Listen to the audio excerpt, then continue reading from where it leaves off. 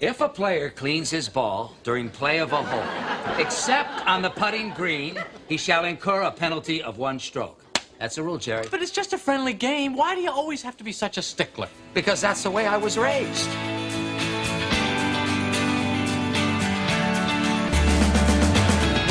Welcome to Spirit of the Game, brought to you by the Colorado Golf Association. Here are your hosts, Ed Mate and Lewis Harry. Okay, welcome back to another edition of Spirit of the Game. I am delighted. Let me tell you, I am delighted today. What a guest we have today, the one and only Jim Urbina. Jim, thank you for joining. My pleasure, Ed. Thank you for having me. Wow. Well, first of all, let's start out with who the heck is Jim Urbina? I mean, unless you're Ed Mate, or if you're a Martian, I guess you know who Jim Urbina is. But tell us who you are, where you came from, how you got involved in golf, and why you're worthy of being a guest on Spirit of the Game. Ed, I'm still not worthy, but I will tell you that my introduction into golf started 43 years ago now, Ed. Beginning my craft as a golf course architect, designer. Little did I know that I was going to be. I was actually a shaper, started with the iconic peak die at the TPC at Plum Creek. I tell people all the time, how'd you get in the business? And I tell them I couldn't get a real job. And they all laugh and get a kick out of that. But really, it was the truth. I graduated from the University of Northern Colorado with a degree in education. And I couldn't get a teaching appointee because I graduated in the wintertime. So I had to have something to do. And I was going to go fight fires again for the summer because that's what I did in the summertime. I would fight forest fires while I was in college. And my soon-to-be father-in-law said, you got to go get a job. And he got me a job at the TPC at Plum Creek. Little did I know that it would be designed by the iconic Pete Dye. I didn't play golf, didn't know anything about golf. Golf was for those other people.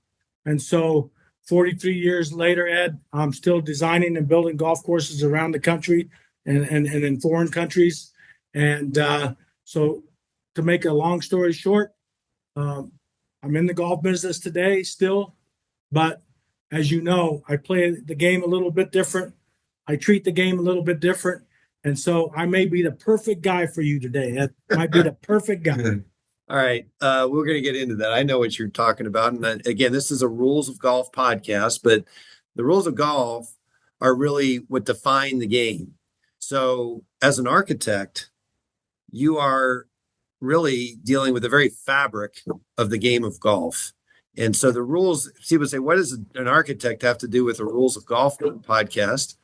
And I would take it easy there on my desk here. I'm ruining our audience. And my answer would be everything. Golf course design is, again, the really woven into the rules. So let's just start. And you wrote something up here on the wall, so we might as well get it out of there. You said, I wish for only one rule in golf: play it as it lies. Why don't you elaborate on that? So you know, Ed, that there were originally 13 rules of golf. And you and I have debated for years that these rules were only put in to help you perform a little bit better as you played the game. And we're so busy trying to bend the rules in order to favor ourselves that I said to you one day, you know, Ed, we ought to just play it as it lies. And I know it's more difficult than that, but that's really what I feel is that the game of golf has become too complicated. The game of golf has become sometimes too fabricated. And in the spirit of the game, as Bernard Darwin would say, you really should just take the hole as it is laid out to you and play it as it lies. But I know that the game of golf has way more rules and it has way more stipulations. And Ed, you and I both know I don't keep score. So good match play at common ground would be the perfect setup for me. Yeah. Well, we have had conversations over the years, and we'll keep it I want to keep it at the top layer but you've asked me, you've gotten on the phone and called and said, how would you mark this? Yes. And I remember you asking me a question about one of your golf courses, and you were trying to connect a bunker or walk around a bunker. And let's remind me to come back to that, because there are times as an architect, you really do have and again, you report to committees and Yes. boards, Yes. and they can't ignore the rules of golf. No, they can't. You can't just be off in Neverland, being very, Utopia. yeah, just designing golf the way you want it. You have to think about the rules. Yeah. So how do the rules of golf enter your mind as you, in all the years, the 43 years you've been doing this? When somebody says, what do you think about the rules of golf and how do they relate to your work? What comes to mind? What comes to mind for me is that sometimes the rules of golf dictate the style of architecture that I would create, that we create. I started, as you know, I started with the iconic Pete Dye, and sometimes some of his craftiness, sometimes some of his strategy was dictated by rules. And I know that the island green at Sawgrass has to have rules in order to complete the hole, to finish it out. So I understand that. You can't just play it as it lies. If I hit it in the water, I can't go climb down into the pond and hit the stroke. I get that. So there are rules that pertain to architecture. But I think it's just become overbearing that the rules of golf has sometimes stifled the creativity of the architect. And I just think that sometimes, as I said, I wish we only had one rule, play it as it lies, because golf courses all start to look alike when the scorecard and the rules dictate how it should be played. And that's my only worrisome, is that I feel that architecture could be stifled beyond just the rules, beyond just the way you play the game, beyond the expectations of the golfer, that we should just enjoy the golf for what it is, the hazards that are laid out the way they are, and not try to apply mathematical things like, if I could read this quote to you, and I think it's important. Mr. J.L. Lowe said somewhere that most golf courses are too physical and mathematical, while only the best introduce as well as philosophical and strategic elements. Say only the best golf courses introduce the philosophical and strategic element, and sometimes we depend too much on the physical and the mathematical. That's my mantra. That's my feeling about the rules of golf as they apply to architecture. It stifles us, and I just wished it didn't so much. Right. So let's go back to Plum Creek for a minute. And this just came to mind as you were talking about the Sawgrass Island Green. The railroad ties that you'll find at a lot of Pete Dye golf courses, I was told that he was very particular in terms of the downhill par 3 on the back, number 11.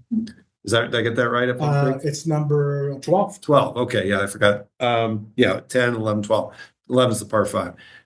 Those railroad ties are sort of laid in at an angle so that they're not just straight up and down. Correct. And they were treated as, in the rules parlance, integral parts of the course. So you weren't going to get relief from them, even though they're man-made. Yep. Did you have any involvement in placing those railroad ties? How did that work? And where did were the rules part of the equation as those were getting installed? I don't remember the rules being part of the equation at Plum Creek, but I do remember the rules being a factor at Arizona State University when we did the golf course for Karsten Solheim at Arizona State University. We had some fan walls built, and behind this green, the fan walls built up so the ties were an obstruction. Mm-hmm. And I remember Pete asking somebody who was with us during the walk around, if the ball comes to rest against that tie wall, how do I play relief? And I remember Pete talking about having a backswing. Mm-hmm. And some of the people on the committee that work for the Sun Angel Foundation were worried about how you would play that ball. And Pete said, just drop the ball. That's how Pete would deal with it. Just drop the ball over there. Well, we both know it's more complicated than that. Mm-hmm. No closer to the green, so on and so forth. But I do remember the railroad ties and the bulkheading playing a role in how we designed this hole. It was the back of the green on hole number 3, I believe, and we were trying to get a fan wall of ties, Pete Dye's theme back then in the 80s. We were trying to get a fan wall to protect the tee for the 4th hole. And so the rules committee, the rules people came out and said, how were we able to make that backswing? And Pete was simple and just said, just drop the ball over there. And I know it was more complicated, as I said, but it was a factor. Those railroad ties were always a factor. Where the ball came to rest next to a lake's edge, where it came to rest next to a bunker. How would you be able to advance the ball out of the bunker? Was the angle of the tie sufficient enough to let the ball, when well struck, advance and exit the bunker? So Pete Dye's railroad ties were always a common problem in the rules of golf. Yeah. So you're, and by the way, we glossed over this so quickly and dove right in, which is good. But your work, you're a Colorado native growing up in Pueblo, and you had a very big involvement at Common Ground in designing 6 of those greens, and just want to make sure we don't leave that out of this conversation. That your pedigree in the state of Colorado, you've done courses all over the world. Yes. But you've done so. Thank you for the work you did at Common Ground, and I may come back to that. Yeah.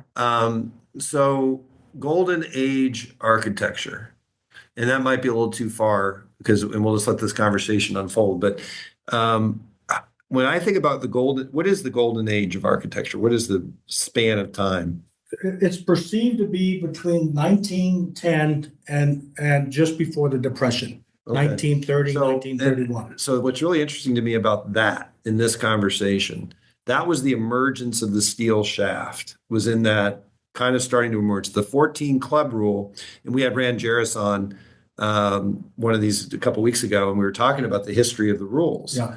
So in that era, when golf courses were being designed, were they being designed for hickory and gutta percha, or what was going on there with equipment? So great question.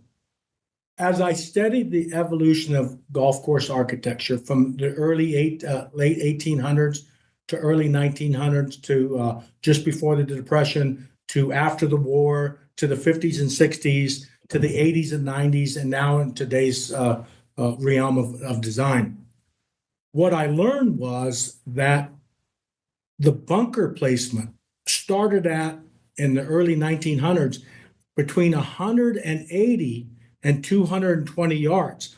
That was a normal distance off the tee for a hazard, a fairway hazard, something to maneuver the ball around. And then after the war, it changed to 240 to 260. And then the turning points that we talked about, the designs, the turning points of a dog leg, they were set at 800 feet, 266 yards. And then I remember in the late 80s, when we went to Arizona State University, Pete said, we're done making our turning points at 266 yards. We're going to take them to 900 feet, 300 yards. And so the evolution of the bunker and the turning point, or the dog leg, was evolving from the time the Golden Age design started, early 1900s, to today. The evolution of the bunker, where it was placed, as you talked about, the steel shaft, those were all changing. And as I studied Golden Age designs, I realized that, geez, back then they were barely carrying 180 yards to 220 yards for a drive off the tee. Now the ball would roll longer, as you know, because the ergonomics of the turf were much firmer, much browner. But the bunkers and the hazards started at 180 to 220. And now today, at Pebble Beach, it's not unheard of for somebody to be carrying a bunker 350 yards off the tee. What a change in evolution. Yeah. Well, I've always said that the best way to study the evolution of the game, one of the best ways through a golf lens, is to look at the rules related to the putting green. Because if you think about the original, and Rand Jarris, by the way, corrected me. He said they're not the original. They're the first known written, but they're not the original, because the game existed for centuries before that written code was discovered or whatever survived. Yep. And he also pointed out that code was written for a specific competition. It doesn't necessarily mean that's the way the game was always played. And so he sort of, I'll never use the term original 13 anymore. Just we'll say the first recorded. Yes. But in the first recorded rules was this idea of teeing the ball within one club length of the putting of the hole. Love it. So the idea was you'd scoop it out of the hole, put the ball on the tee, and off you go. Well, you can imagine with that green, look like. Yes. So you just finished a pretty big project out in California at Pasatiempo. Yes. So I think it's worth spending just a little bit of time talking about that project because it was all about greens, Mhm. right? Yes. And basically recapturing the spirit of greens that could no longer weren't designed for the speed and the agronomy of today. That's correct. So I would love to hear more about how you approach that project. So golf courses evolve. And back in 1928, when Robert Hunter, Alistair McKenzie, and Marion Hollins being the woman who developed Pasatiempo, started to dream about the layout at Pasatiempo.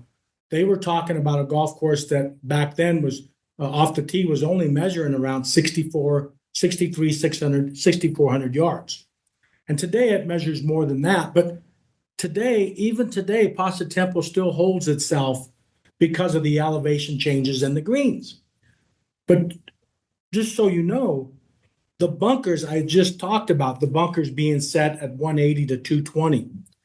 In Alistair McKenzie's designs, he never thought about a bunker being 120 or 180 or 240. He talked about various types of bunkers scattered out throughout the property at different lengths. So there wasn't no mathematical compilation attached to that hole. You could have a bunker at 360, you could have a bunker at 280, but he wasn't talking about the style of game at the time. But the key to Pasatiempo was the greens. And I tell people on the front nine of Pasatiempo, there's almost 10 feet of fall on holes number 5 and holes number 8, 2 par 3s. 10 feet of fall from back to front. Just the green, not Just the green itself. And on the back nine, the same thing again. 2 greens that had fall of over 10 feet. And so people would say, well, how can you have a green that rolls at 12 or 13% on the stimp meter perform and be able to have pinning locations?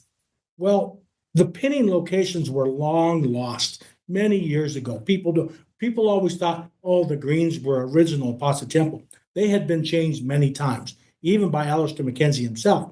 So we just recaptured the putting cups, the putting pin locations. Sometimes where only one existed, like on the 8th green at Pasatiempo, only one green valid pin location existed on the top. But because the green had been top dressed so much, the well of the green, the contours of the green had all been filled up with sand. Years and years of top dressing, almost 100 years. And so we just recaptured those pinning locations. And when you recapture those cupping areas, those pinning locations, the speeds can be at 9 and 10, and you could have greens that will hold a shot, even though it falls almost one story from back to front. And so we were able to capture those. And the key of a golden age design, such as what Alistair McKenzie did at Pasatiempo, was to have very creative pinning locations, very creative green locations, bunkers that would protect certain parts of the green itself. And when you recapture all of that was lost due to evolutions of golf, the top dressing of the greens, then the spirit of his game comes back, the spirit of his design, the spirit of which he intended the golf course to play like. But when it has green speeds of 12 and 13 and all the cupping area is gone, then the spirit's kind of gone. And people call it a joke, make fun of it. And we've recaptured all of that. And that is the spirit of the game. So that project is done. It's done. Yes. And Front nine and back nine. and what is the green speed you were targeting in building those greens? 9.5 to 10. Okay. And before that, were they, you mentioned much faster. Were they trying Much faster. So that's almost like you give them a user's manual. They say, please do not exceed. It's covered under warranty. Yeah, as long as you maintain them at 9.5. It's under warranty as long as it's 9.5 to 10. But really, it doesn't need to be more than that. That's the biggest crux of architecture, is the architect gets blamed for the for the style of architecture of the green when the green's speeds are absurd. Yeah. Who gets the blame? Not the superintendent, not the owner, the architect. Why would he build greens like that? Mm-hmm. Well, when the speeds are unobtainable, Right. then the architecture goes away. And we simply recaptured that. I asked the club, the superintendent, to keep the speeds at 9.5 and 10. And now that they got pure bent on them instead of POA, they roll true. The ball doesn't oscillate. It has some friction. Mm-hmm. And so 9.5 and 10 on pure bent greens are doable and entertaining and fun and all of those things that golf should be about. I never talk about what I shot on the Ed, when I walk off the common ground, you don't ask me what I shot today. How much fun did you have? And that's really what the spirit of the game is about for me and golf course architecture. So staying with green speed for a minute, because this is a soapbox of mine, big one, is I think green speeds, and I know you agree with me, have gotten out of hand. As you just pointed out here, you're talking about an iconic classic course at 9.5, 10. So let's talk about it again. I'm not in terms of the spirit of the game. Yes. The idea of getting a ball into the hole. What do you think fast greens do to take away from the enjoyment or your idea of what golf should be about? And why are fast greens a problem? Because I bring this up a lot. Yeah. And I say, how do you like the greens? And I love them fast. Faster the better. And it's like, so maybe you can help me come up with a better answer than the one I've been able to come up with. Well, people who were fascinated by the speed of the green, to me, are really about making sure their putt rolls true. Speed, trueness of the ball, the rollout, how it rolls out. Does it oscillate? Does it wobble? And I think speed gives you that non-oscillation type of feeling when you make that stroke. But you really only need speed of greens for entertainment value when you're putting on your kitchen table, the flat top table that you're putting on. That's the only type of greens that you need speed. Golf courses in Florida that have flattish greens, they need speed for entertainment. But when you have greens like Paso Tempo and like some greens at Augusta National, and my favorite golf course, the National Golf Links of America, when you're putting on greens like that have way more strategy, way more pin placement, way more the ability to feed the ball onto the green, you don't want speeds that high because the ball could enter the green with high velocity. And when green speeds are fast, the ball exits at high velocity. And so the entertainment factor of a green on a flat green, sure, make them as fast as you want. That's the only entertainment value that you're going to get on a flat green. But on a green that has contours, like one of my favorite greens at Common Ground, the 14th. Ed, I wonder why that green's so fun. Because it has a lot of contour. Yeah. It doesn't need speed to challenge you as a putter. It doesn't need speed to challenge you as a ball striker. It doesn't need speed to challenge you in overcoming par. Its challenge is putting the ball in the right location, making a simple stroke to get the ball into the hole, not as you see on TV sometimes, like they did it at Pebble Beach and like they do it at Torrey Pines, where they just touch the ball and it takes off rolling. That's not fun. That's not a putting stroke. That's not the game of golf. That's trying to make sure the ball doesn't fall off the green. And that's what speeds do. And I don't mean to use the word speed kills, but that's what it does to the entertainment value of a green. When you're just touching the ball and it rolls uncontrollably off the green, that's not fun. That's not fun. Yeah. So you alluded to this when you talked about would you say mathematical? Yes. And I know you're not, there's a saying in your circles about card and pencil golf. Yes. And I know so why don't you just talk about, because again, why do we write rules? Why do we even have rules? We have rules when you're trying to compare one golfer to another. If you just went out and you don't need rules to go for a hike, just go do what you want, right? So why do we have rules? Well, we have rules because it's a competition. It's a competition. Right. So competition and rules go together. Yes. Right. If we didn't compete, if it wasn't in our DNA to be competitors, and those two shepherds who took off against each other, but that was the point. They took off against each other. It didn't matter how many strokes they took, as long as one did less than the other or whatever. So what has the card and pencil done to the game in your heart and mind? I'd like to read this quote if you don't mind. This is from Dr. Alistair McKenzie, Golf Architecture.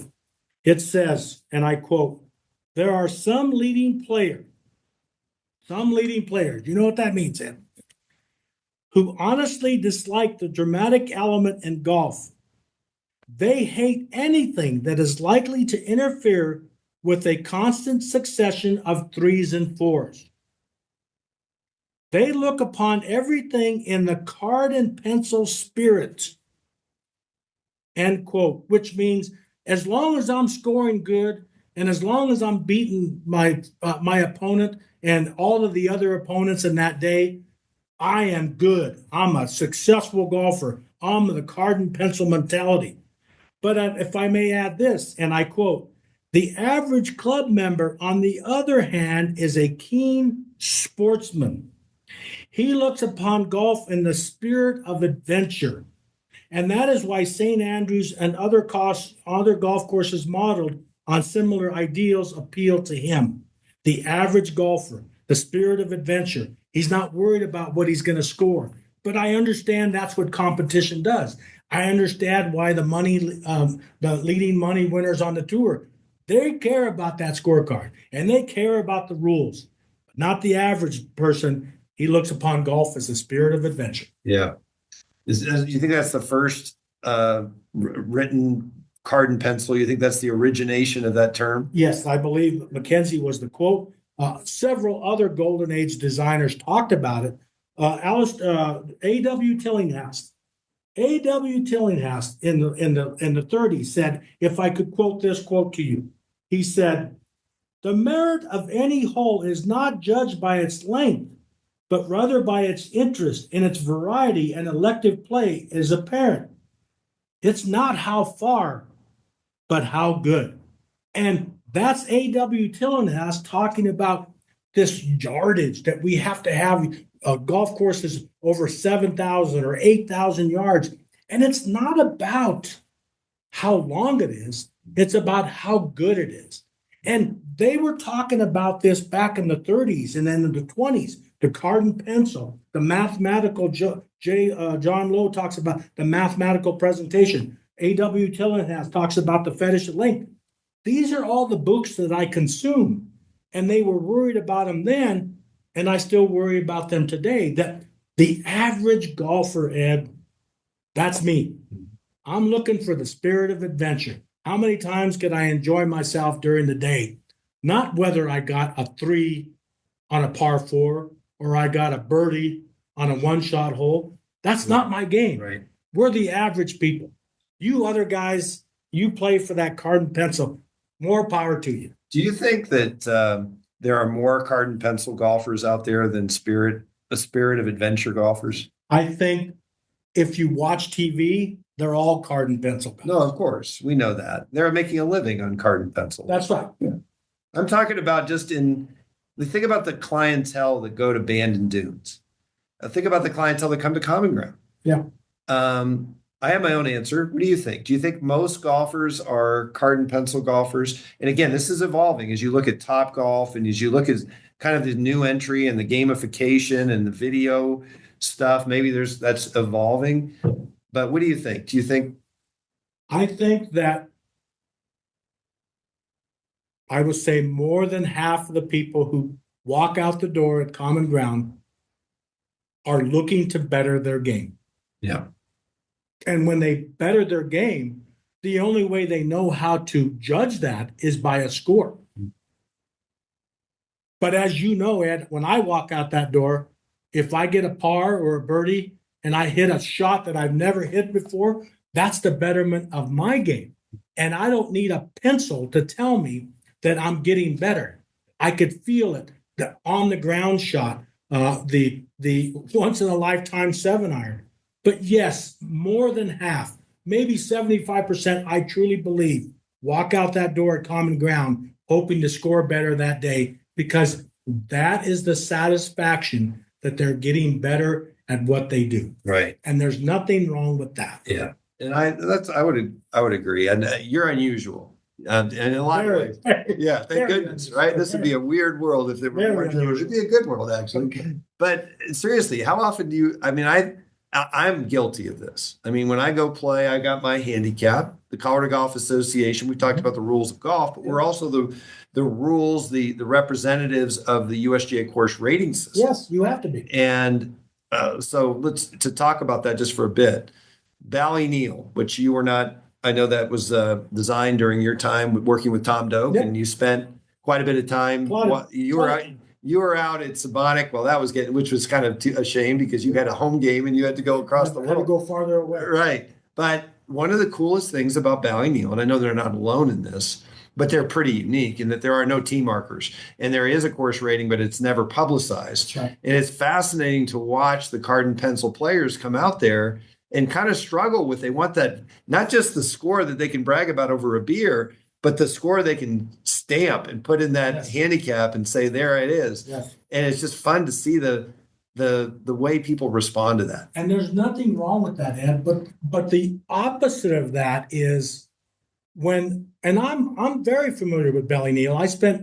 I spent 2 or 3 years with Rupert O'Neill out there laying out golf holes and thinking about things that we were going to build out there before I had to go to Sabonic.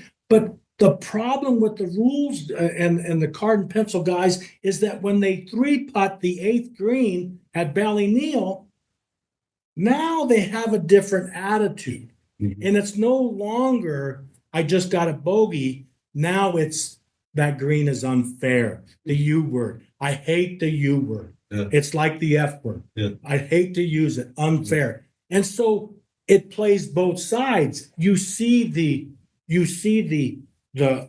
improvement of your game, but the minute you 4-putt the 8th green at Ballyneal, that there's something wrong here because you've ruined my score for the day. He says anything that interferes with the constant succession of 3s and 4s. Yeah. That's the card and pencil mentality. Yeah. So I wish that people could overlook those sometimes bad putting stroke or inconvenient ball landing in a part of the green where you can't get that par putt, and enjoy it for the spirit of the game.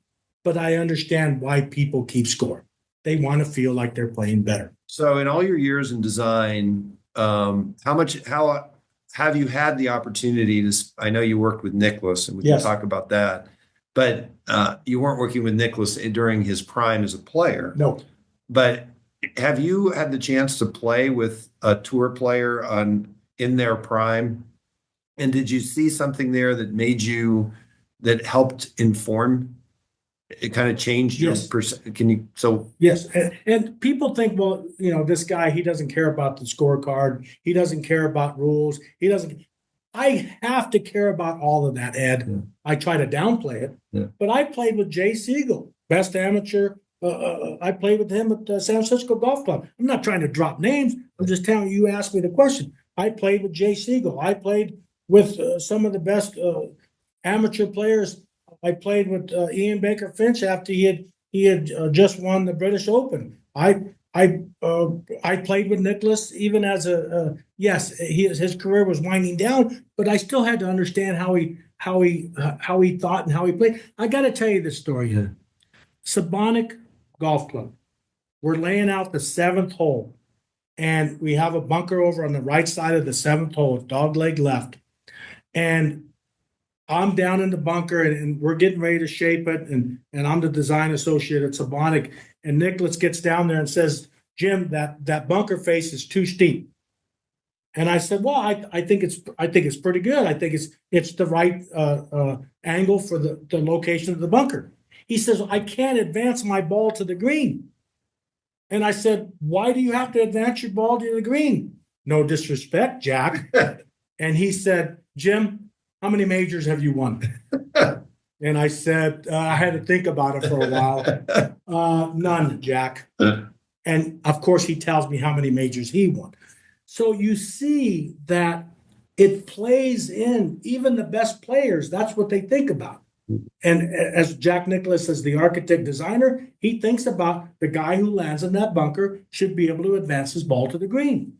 And the best amateurs that I play golf with, they think about how to navigate to get, they learn how to miss. They learn where to miss. And so they don't get in trouble. And so I know where those guys play. I know where the shots they make. And so I'm familiar with it. But I try not to let it interfere with who I'm really trying to design the golf course for, the average club member, the average golfer who is looking to be entertained. And so I respect what good players do, but I remember the people like Jack Nicklaus who thinks about scoring, who thinks about recoverability, who thinks about placement of the ball, the angle of the green, how big the green should be, the relation to the type of shot going in there. I know about all of that, but I'm trying to go back to the spirit of the game, Ed, and that's what I'm driven by in the golden age of design.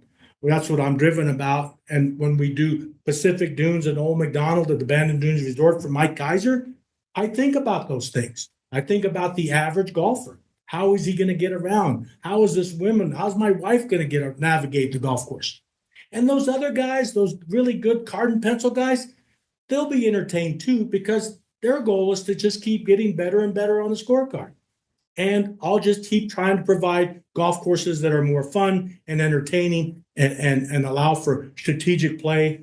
And when you walk off of the 18th green at Common Ground, how much fun did we have, Ed? Yeah. How much fun did we have today? So I have another question about Nicklaus.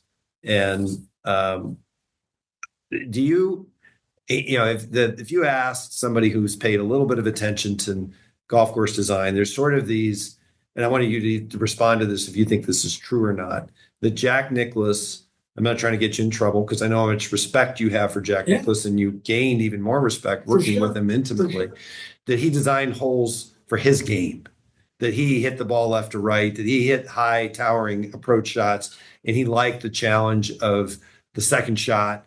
Do you think that's true? It absolutely is true. I remember laying out the 13th hole at Sabonic. Ron Whitten was there that day documenting. He can attest to this. Jack was setting up the dog leg. He wanted to set up the dog leg with an inside bunker. Inside bunker, outside bunker. But in the case of the 13th hole at Sabonic, it was an inside bunker and an outside lake edge. And I said, underneath my breath, Ron Whitten wrote it down. I said, oh, not another S-hole. And Ron said, did you just say not another bleep hole? I said, no, I didn't say that. I said S-hole. And Jack looked at me and kind of chuckled and said, Jim, I'm just trying to get him to carry that bunker. He'd like to have him carry a bunker and to get a speed slot so they could get the ball advanced down. They were rewarded for carrying a bunker. And I got all of that. But that was only for the 1%ers. All us other 99%ers are going to go way over here to the right, avoid that bunker as much as we can. What McDonald called, C.B. McDonald, the designer of the National Golf Links of America, called tacking. He likened it to a yachtsman who would tack down the fairway to get to his objective. And I would listen to Jack and how here and his son being there talk about how he wanted to have you be rewarded for carrying a bunker, but that was just for the 1%ers. And so, yes, I learned a lot from him. Here's another great story. So wait a minute, because I want to make sure. What is an S-hole?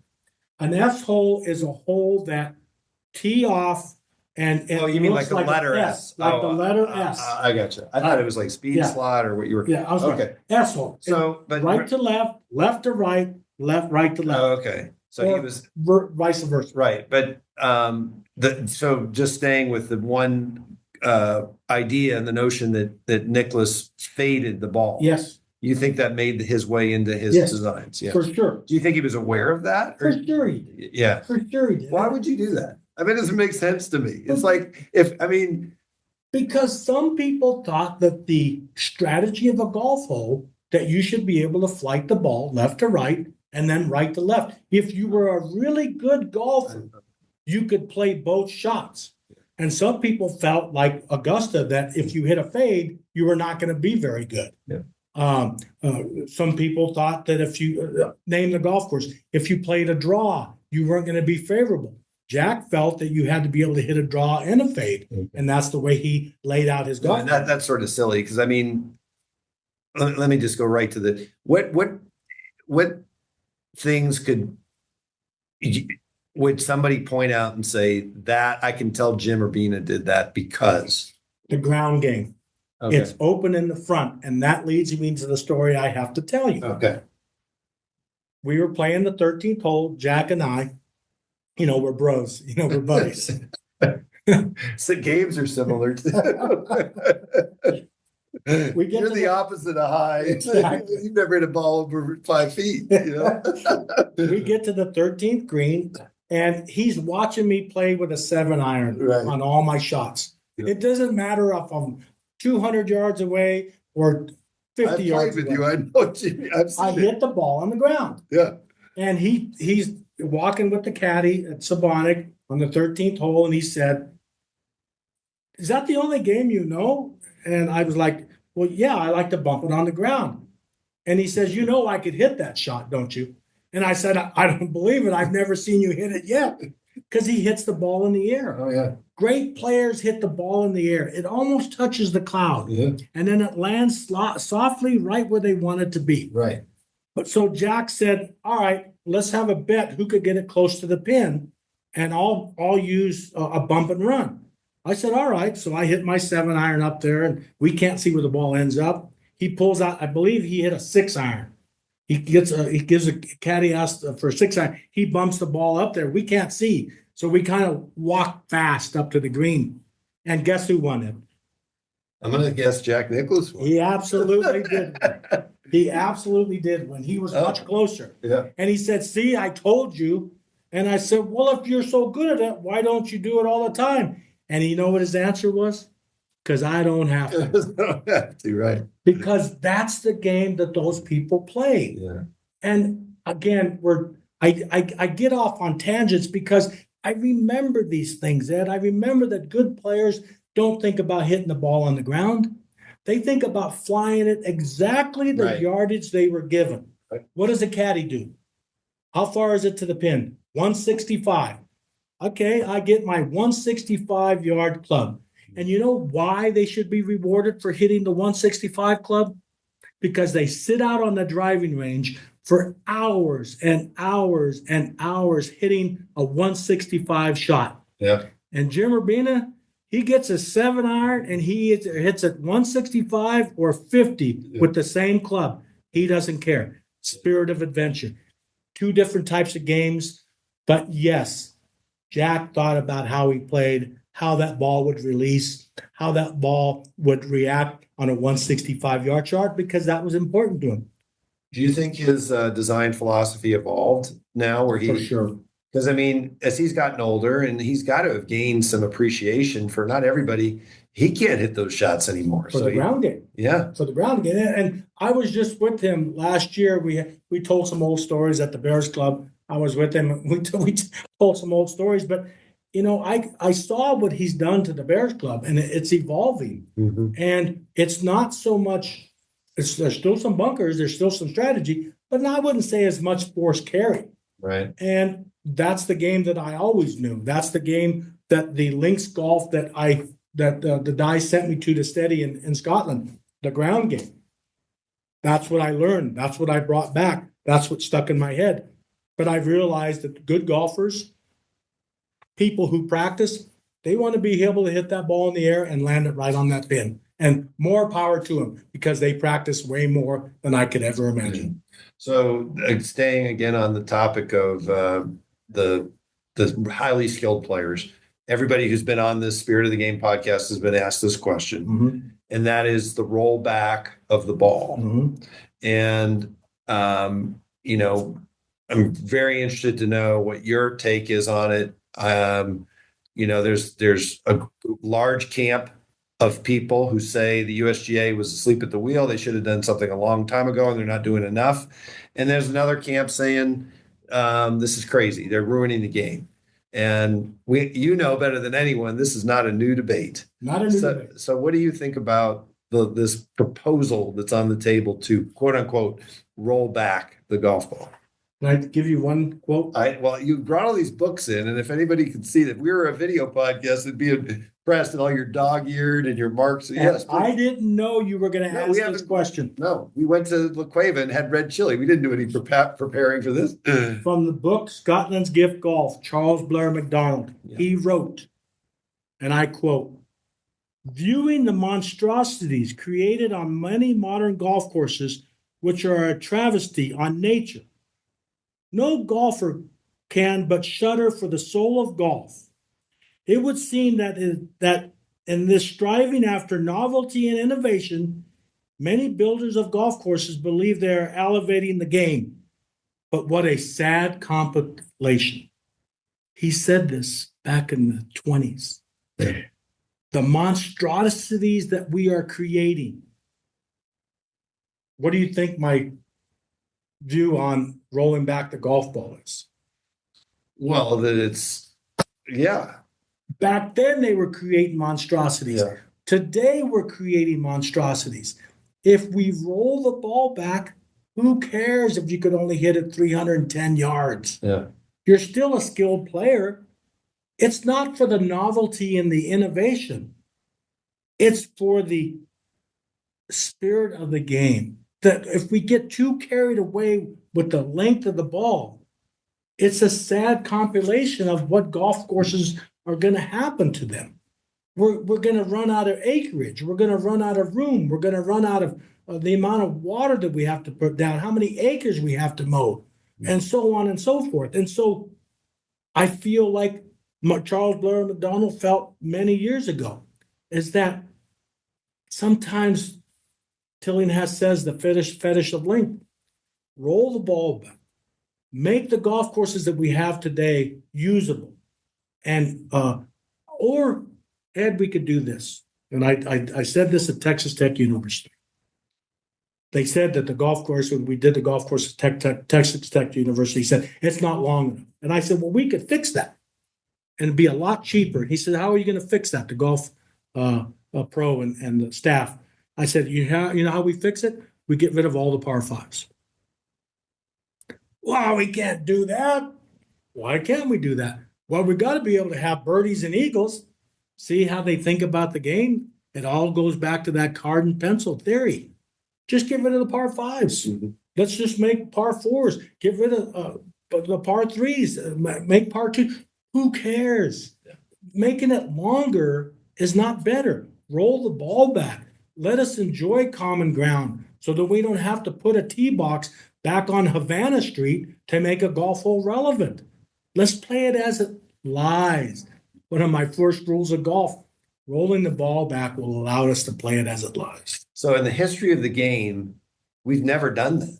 The game is never, and just maybe we finally have gotten to the point where we've literally fallen off the edge of the table and we have to do something. Because you look at the rock to the wood to the feathery to the gutty to the Haskell to the wound to the we've never stepped back. No. So this idea is kind of going to be tested, I suppose, for the first time. Now, we all know the greatest rollback of all is Father Time.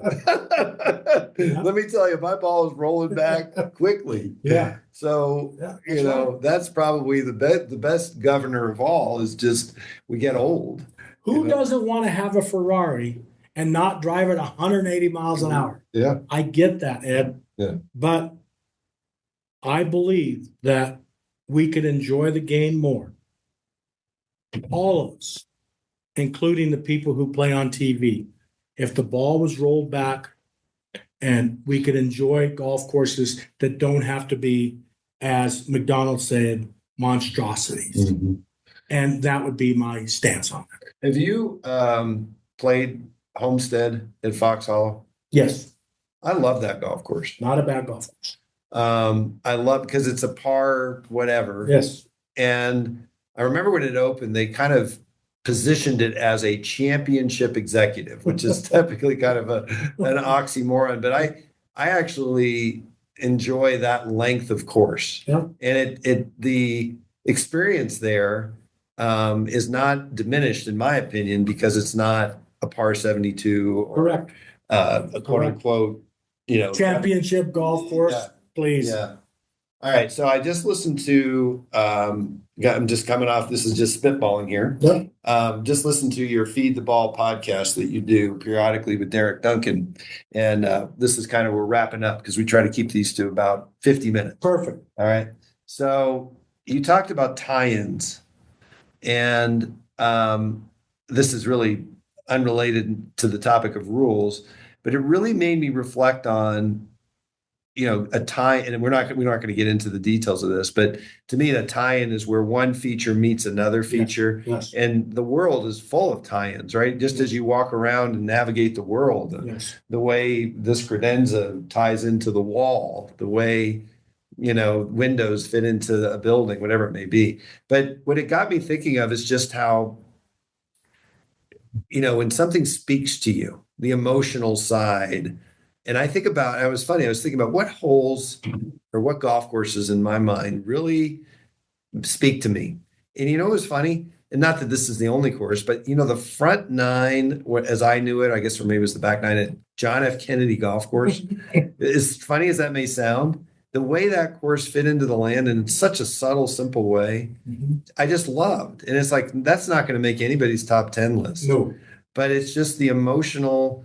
And it's honestly, the reason I got there from the topic of tie-ins is the way that piece of land ties in together. Correct. So just respond to that. Love to get your thing. The movement of the land, how you tie the routing into the movement of the land. I could say the same thing for common ground. You come off the high precipice of common ground and you go for a walk down into the valley towards the dam and around by the marsh area. And then you work your way back up to the top of the hill. That's a tie-in. And then part of the tie-in is how the bunkers relate to the ground. And then a part of that is how the greens relate to the tie-ins of the bunkers. And my favorite hole, 14 at common ground and 11 at common ground, those tie into the landform. Abruptly on 14 and kind of subtly on 11, but there's still parts of tie-ins. What Eric Iverson did on some of the holes that he did, 7 and 15. What beautiful tie-ins that he created playing through that valley. I still love those holes day after day. I think about them all the time. What a beautiful job he did tying it in. And the whole golf course ties into the community. It goes away from the clubhouse, out towards the streets of Havana, and it winds down to the beautiful quiet setting of the wetlands and the dam over on 5 and 6. And then it comes back to the city up on top and the honking horns. And then it goes back out again. Those are all wonderful tie-ins, much like St. Andrews when you're walking back into the city on the old course at St. Andrews. The tie-ins, they're everywhere, from the greens and the bunkers to the tees to the fairways to the routing to the land. And common ground has that tie-in from the highs to the lows and back to the highs. What a cool feeling. Yeah, well, really beautifully said. And, it's funny, I think about, not just the physical tie-ins, but the emotional tie-ins. And you were so true, because by the time you get to the fifth tee at common ground, or really the fifth green, Yes, fifth green. The traffic noise is gone. Yes. The dam obscures everything other than the mountains. And you hear the chirping birds, you hear the honking geese, and you could be anywhere. That could be anywhere. And then you're kind of lost on this journey, and then you come back to reality. Yeah. And you touch it again at 9, and then you come back and experience it all over again. And I talk about it in the podcast through the green, the tie-ins through the green. And what Don Plasick did on the 12th hole of common ground, putting Long's Peak in the background behind the green, that's a long tie-in. But it's serenity, it's peacefulness, it's beauty. And I think about that all the time. Tie-ins are as I talk about in the podcast, greens, tees, fairways, and bunkers. But the tie-in to the mountain range with Long's Peak in the background, or I'm sorry, Mount Evans in the background? No, it's Mount Blue Sky.